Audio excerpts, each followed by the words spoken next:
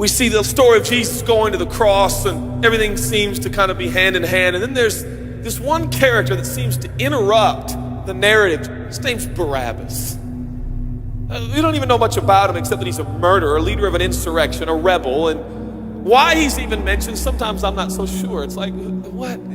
This is about Jesus going to the cross. So in this moment, Pilate thinks, I hold the destinies of these two men in my hand. I know the Jews have a tradition that on a holy day, I will release one of the prisoners on death row. Pilate stands on this audacious stage, who now presents Jesus, Son of the living God, versus Barabbas, the thug and rebel. He says, all right, who do you want? This is blasphemy. This has gone too far. There's no comparison. This is a rightful prisoner, a man who should be on death row. He's a rebel against Rome. He leads a rebellion. He murders people. He's a bad man. He's a thug and he's a crook. He deserves the chains and he deserves the crucifixion.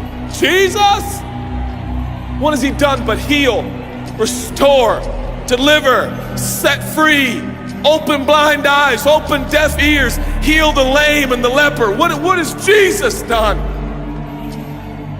Who do you want? We want Barabbas. Yeah, give us Barabbas.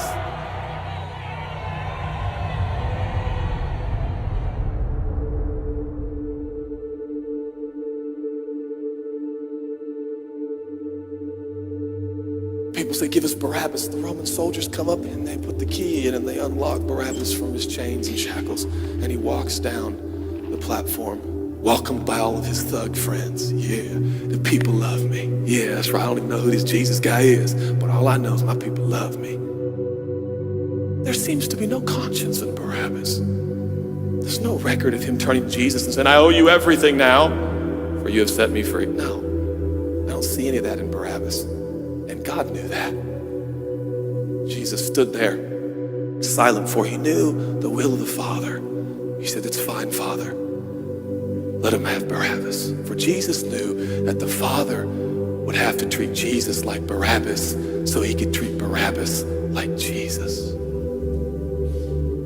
Barabbas thought it was the people that set him free. No, no, no, no. It was the love of the Heavenly Father.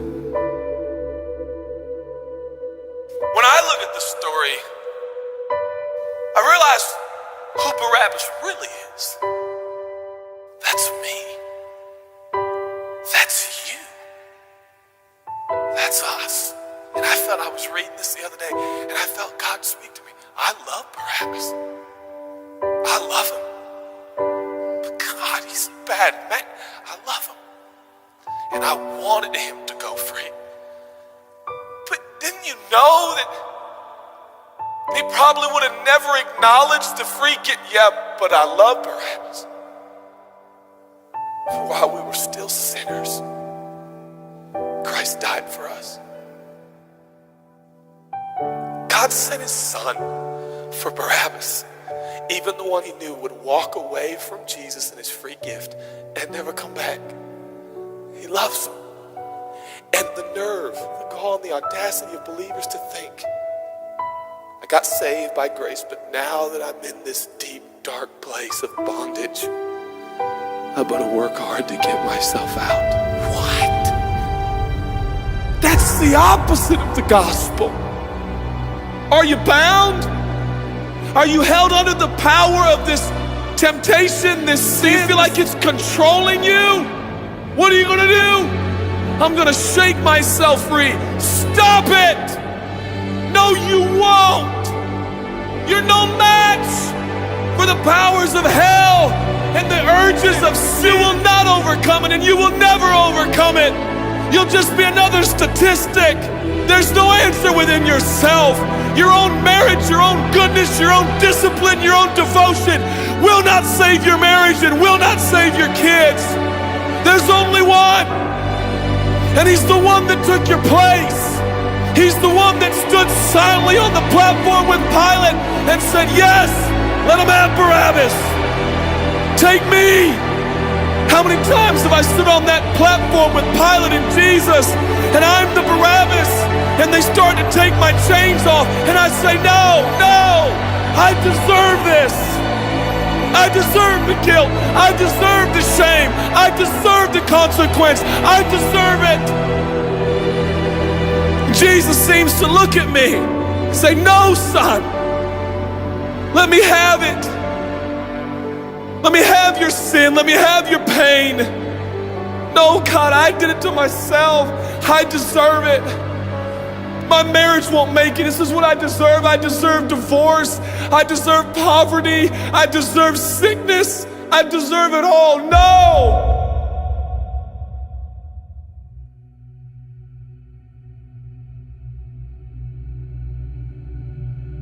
God, I'm so ashamed. Give me your shame. But God, what if I do it again? I'll still be here. Oh God, I don't want to hurt you. I love you. I don't want to do this anymore. Give me your sins, son.